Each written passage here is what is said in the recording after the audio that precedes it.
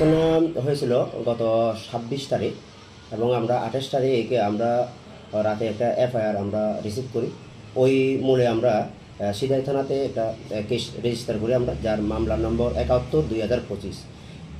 মামলা রুজু হওয়ার পরে আমরা তদন্তের মাধ্যমে আমরা ৩ জন যারা মূল এই অপরাধের সাথে যারা মূল অভিযুক্ত, যারা মাস্টার মাইন্ড, আমরা তাদেরকে গ্রেপ্তার করতে সক্ষম হয়েছি।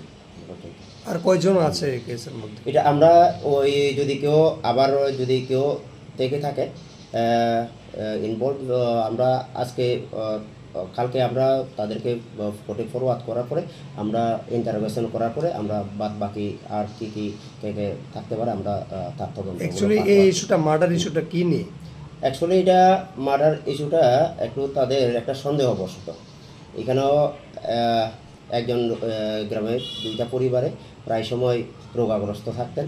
তো ওনাদের ওই যে পাড়ার যে পারম্পরিক রীতি অনুযায়ী তারা যখন জানতে পারে যে কেউ না কেউ ডাইন এর সম্পর্কে জড়িত, এরকম ডাইনি সন্দেহ করেছে যিনি যাদেরকে তারা মেরেছে, নন্দরানী দেববর্মা।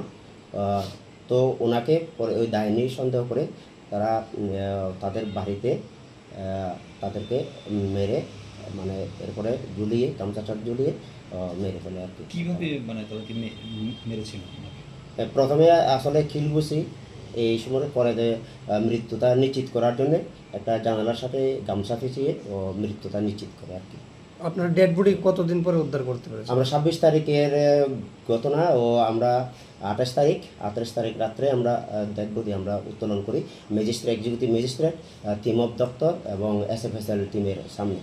এরপর আমরা যথারীতি উত্তোলন করার পরে আমরা মোহনপুর স্বাস্থ্যকেন্দ্রে আমরা ডেড বডি পাঠাই। ওখানে যথারীতি পরের দিন পোস্টমর্টেম সম্পন্ন হয়। যেই গ্রামে এই ঘটনা সংঘটিত হয়েছে সেখানকার ল অ্যান্ড অর্ডার সিচুয়েশন কেমন রয়েছে? ল অ্যান্ড অর্ডার তো আমাদের ডেভেলপমেন্ট আছে, পুলিশ এবং অন্যান্য স্টাফ ডেভেলপমেন্ট আছে, এখন মোটামুটি নর্মাল। ৩ জনকে আটক করা হয়েছে, এদের কি নাম? এগুলো অ্যাকচুয়ালি আমরা নামগুলো এখন আমরা বলছি না, এই সময় পরবর্তীতে নামগুলো ডিসক্লোজ করা হবে। তদন্তের সাথে আমরা এগুলোকে আপাতত আমরা নাম ডিসক্লোজ করছি না আর কি। তাদেরকে গ্রেপ্তার কোথা থেকে করেছে? আমরা তাদেরকে গ্রেপ্তার করেছি মনকোবরা পাড়া কোনো এক নির্জন স্থান থেকে।